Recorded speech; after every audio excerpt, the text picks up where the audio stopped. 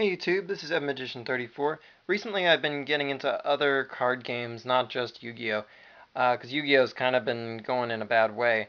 And I just recently got back into Magic, and it's a lot of fun. And I've decided to do something I haven't done in a long time, or possibly ever on my channel, and that is a deck project, where basically I buy a pre-constructed deck, and I have to play at least 5 games, 5 to 10 is usually what I do, games, before I can change any cards in it, and then I'm allowed to change up to 5 cards.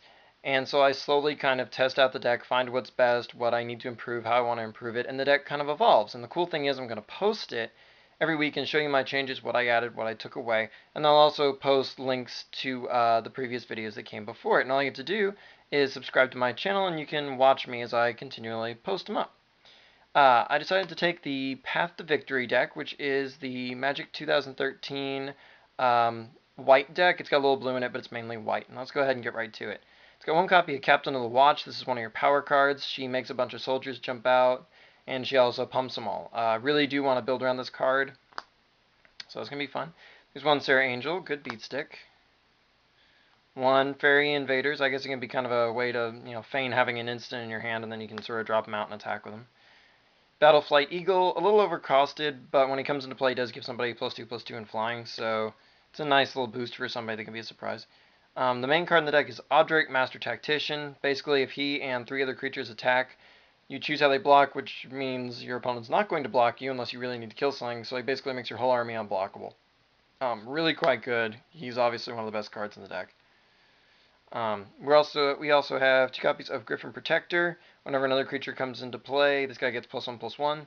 So you have things like Captain's Call and stuff like that, or Captain of the Watch, that drop a bunch of creatures out. This thing gets a big pump, and all of a sudden it's a really big scary flyer. So actually kind of liking that. Healer of the Pride, when other creatures come into play, it gets you gain 2 life, so it's okay, but it's not very sizable. So I'm not sure how I like that so far. These are only kind of my perspective guesses. Attended Knight, really liking this card. It's a 2/1. It's a 2/2 first strike, and it comes in with a 1/1 friend. It's an awesome card.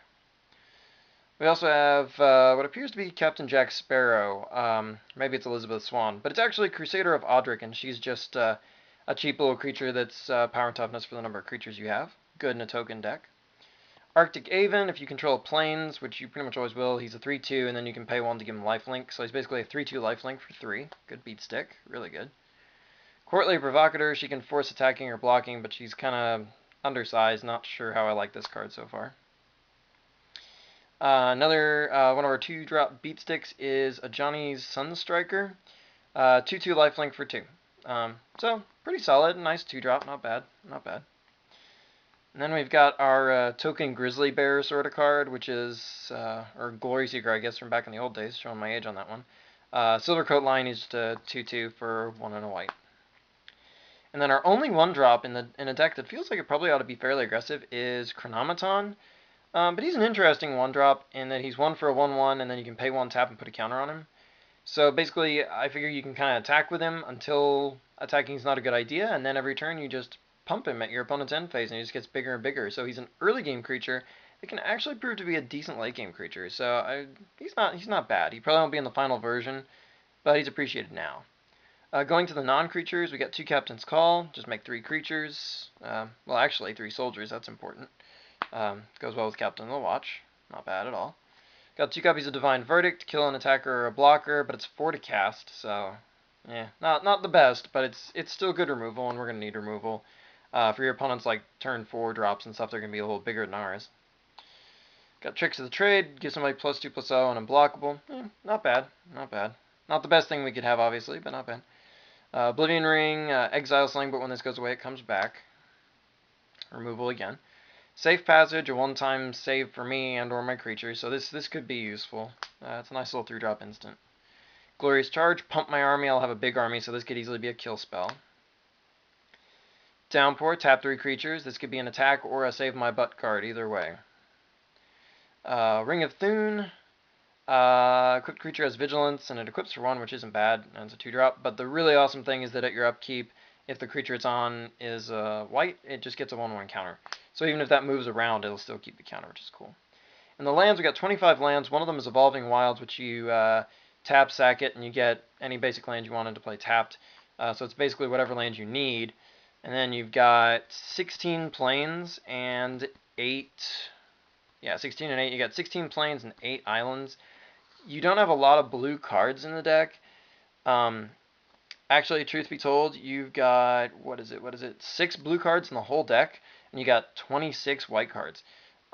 So this ratio may be a little off, and we do have this one card to fix it, but fortunately only 6 of the cards in the deck, which are all white, have more than one of their own color in the casting cost. So overall, it's going to be interesting to see how this goes. All my opponents are going to be standard or close to standard. I'm going to go ahead and go with the upcoming standard format. So it's just going to be Innistrad, Magic 2013, and then Return to Ravnica eventually. Will be all that I'm allowed to use to change up the deck.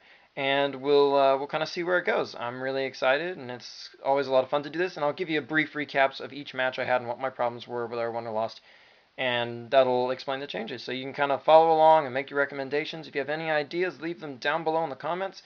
And until next time, like, comment, subscribe, and check out my channel for more cool gaming content.